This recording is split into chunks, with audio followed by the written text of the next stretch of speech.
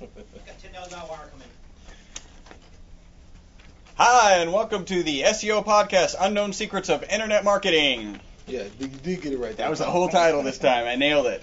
You are watching the most popular SEO podcast on iTunes. That is because of you, and you over there. We're the most popular iTunes podcast on iTunes because you guys watch us and because you guys follow us. You can follow us at facebook.com/ewebstyle, twitter.com/ewebstyle, youtube.com/ewebstyle, and podcast at e-webstyle.com. That's actually, keep me with that. I caught you the first few times on that. As always, in our podcast, we give you a tip from our previous podcast. Mm-hmm. Our tip was, don't believe all the SEO. Listen to the SEO podcast, Unknown Secrets of Internet podcast. I had an extra podcast in there. I can't even write it. I can't even write it properly. All right. We also cover a little bit of news. I thought this was pretty interesting. By the way, if you're near some sort of electronic device and you can actually tweet, Facebook something, you need to tweet or Facebook this podcast right now. Hashtag, go to Twitter, hashtag SEO podcast 133. Tag us at eWebstyle. That way we can come back, punch you in the face, and give you some link love. Hey, by the way, this podcast today is sponsored by Kicking Lizard. Shout out to Kicking Lizard Salsa. They hit us up a couple podcasts ago. They was watching this. Matter of fact, they submitted an iTunes review. Right. And then we gave them a punch in the face. We kind of joked, man, send us some salsa. And they did. Look at that. They sent us the salsa, so we're going to try it out because I said we would. And I'll be honest, I usually eat the red salsa. Right. We're going to do the green. Hint. Yeah. Send us a red one. But we're going to try it out. I already tried it out. They're both good. Yeah. I think I favor the creamy salsa just a little bit better. Thumbs up to Kicking Lizard. Kicking Lizard, wow, awesome. Here's that punch in the face. Remember, we are your friendly local neighborhood top position snatchers, where our mantra is do not be a douche. Little bit of news, as always. EPIC, if you guys don't know what EPIC stands for, I didn't. Electronic Privacy Information Center is talking to the FTC about Google and the fact that Google's incorporating their Google Plus into their search results. Even Danny Sullivan jumped on this bandwagon. Apparently, in some situations, because I did a test, if you Google Facebook, Mark Zuckerberg's unused Google Plus account will show up. And it was like, okay, that's not relevant. And Danny Sullivan is saying, well, why are you even bothering showing this? This isn't relevant for that kind of search. And my point is, they're advertising one of their own products. They can do it. Relax about it. It doesn't make sense that everybody's all, I think, frankly, what they're doing is putting Twitter and Facebook and these other networks in a position to have to agree. Or have to advertise exactly. on. Twitter is probably not advertising on Google right now, and Facebook's probably not. Well, probably never will advertise on Google. So you're right. This puts them in a position where maybe they need to be doing advertising because at the end of the day, Google's out there advertising their competitive product on the most popular search engine on the planet. So I thought that was interesting. CES is going on in Vegas. Consumer Electronics. I would love to be there I want to go there one year. By the way, maybe Larry Williams is watching. He called just before the podcast. I told him to tune in. He's with VIP Moving Service. Larry will be getting back to you a little bit after this podcast. Dean Calhoun, longtime listener. Hopefully we're going to see him at South by Southwest. He's always putting great information on our Facebook page, and he had what I thought were like 4 nuggets of good information worth sharing. 3 of them he combined. He says 3. These are mistakes that you can make when you're doing SEO. Ranking high for a keyword that has no traffic. Go back to the blue one-arm widget that you have mentioned. By the way, Google blue one-arm widget. We're all over the place, and you can find out why we talked about it. Really, at the end of the day, getting onto the first page of Google is actually really easy. Yeah. His number 2, ranking high for a business name that makes no sense for the business that you're in. And Dean readily admits in his market, he's a great example. He dominates the ranking for the term affagility. That also means somebody has to know affagility exists and be interested in their service before they even get there. ranking high when you're logged into Gmail or another Google account. Recognize that you're logged in, and so they're showing you the results that they feel were personal to you. Yeah, so we get this regularly. My website's on the first page. What terms? Whatever. Company name. Yeah, air conditioning service Houston. And we say, okay, well, let me look that up myself here. I'm not seeing you. Oh, yeah, I'm right there. First position. Are you logged into your Google account? Yeah, does that matter?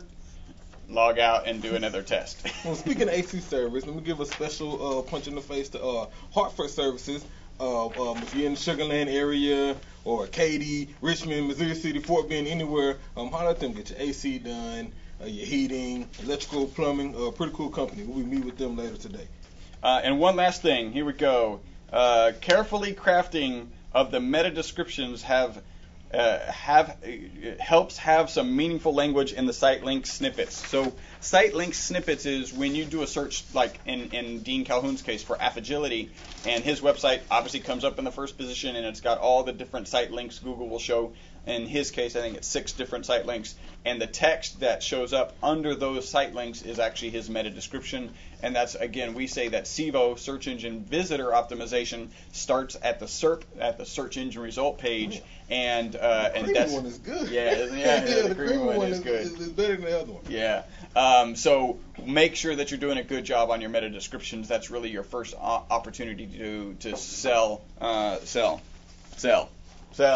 All right, so we pulled a couple articles. We were looking, well, Chris mentioned it earlier, talked about the Search Plus, Google incorporating Google Plus into the search results. And so when they did that, of course, Twitter began ranting. And this, matter of fact, this is a good time to go into my blanks there. It was short rants. It was short Twitter rants. Lots of them. Yeah, short rants, less than 140 characters, right? A lot of them. But basically, they were saying that, usually breaking news happens on Twitter, which is true. And Absolutely. so the fastest way to get some new information is to follow people on Twitter. The problem with the Search Plus world that Google has implemented, the problem Twitter has with that is that those results are omitting Twitter results. And so, Right. so Google came back and said, well, last year we were showing Twitter results, and you declined to give us that information. I guess that feed or whatever they use to display the latest results from Twitter. And so technically you haven't been showing, and this change doesn't change that. You still won't show unless you give turn them that what back they need. on or whatever. Yeah. So That sounds like a Yelp situation. exactly, that's what I thought about. The same kind of Yelp situation where they asked to have their reviews removed, and then they're like, well, if we remove your reviews, you're going to just remove your entire site. And they're like, ooh, we don't want that. And then now Google has enough reviews, so they're just excluding Yelp reviews altogether. So you brought up Danny Sullivan earlier. Danny Sullivan had a chance to talk with some representatives from Google and Bing about social media and how social media affects the search. And so I got some of the questions he asked here. We'll go through a couple of these. One of the questions he asked them was, are regular search results affected by social media buzz? What you think about that before I tell you what Google said? Well, I think it certainly has. It should have. Fundamentally, it should have an impact. Google is pretty good at doing what they should do, and Bing is pretty good at following Google. So my guess is that it actually does have an impact. Yeah, well, Google said yes. It is used as a signal, especially for news. Bing also said yes, it's a signal. Some weight is passed and regular results are affected. Second question, are social and real-time search results affected by buzz? Google says heavily affected. Yeah. Bing also says heavily affected. Authority metrics are used to determine hot posts. Right. So by hot posts, I think they mean posts that probably got shared frequently, Right. that have a lot of comments, a lot of backlinks, and things like that. And especially, I think when you get outside of the social buzz and you start ending up on blogs and articles, that's when that buzz really reaches a peak, and it's going to display prominently. See, are Twitter links taken into account, aka do they pass link juice?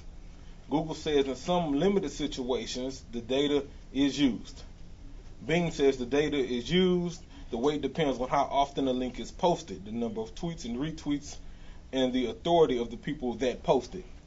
Interesting concept here, because I kind of figured that, which is why I don't like shortened URLs. Right. Because I think you lose some sort of link juice once, because the URL has changed. It's not your URL anymore. It's bit.ly or whatever you use. Frankly, when I post that I've actually posted a new podcast, I actually created e-webstyle.com/SEO podcast because it was shorter than our real name, which is like SEO search engine dash whatever, because I didn't want to use a shortener, and it's keyword rich, and so it goes right there both in Twitter and in Facebook. So I definitely agree with that.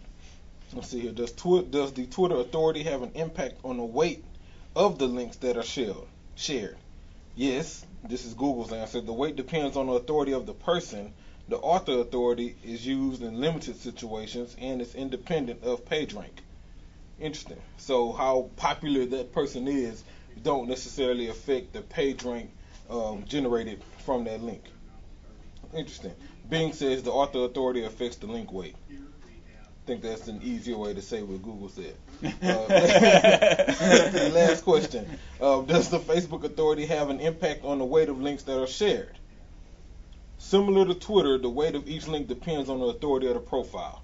So I guess the more followers you have, the more action you have, the more powerful that link is, which makes sense. It's like if I retweet a link to ewebstyle.com, may not have as much value if Dennis Sullivan goes and retweets that link. Then it's a lot more powerful, a lot more influence.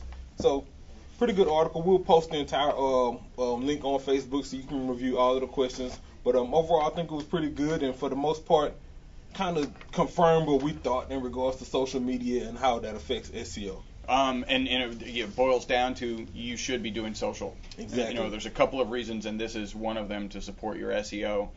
We talk about that regularly. Don't do social in lieu of SEO, depending on your market. I mean, there may be some situations where you don't need to focus on SEO as much. You should be focusing on Facebook, on Twitter, in some certain markets more than SEO.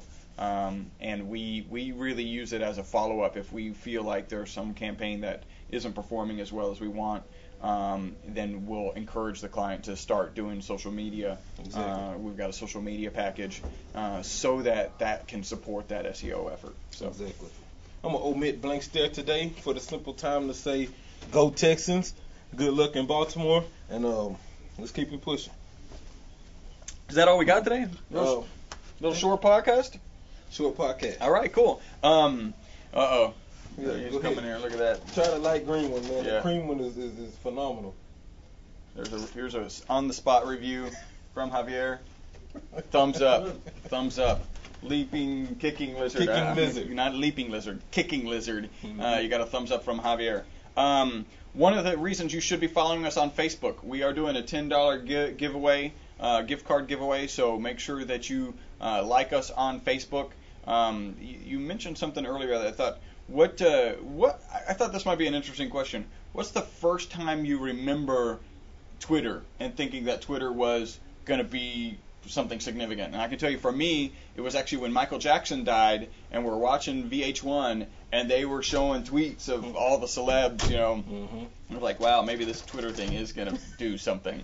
And back for me, it was, I signed up for Twitter when it was in beta.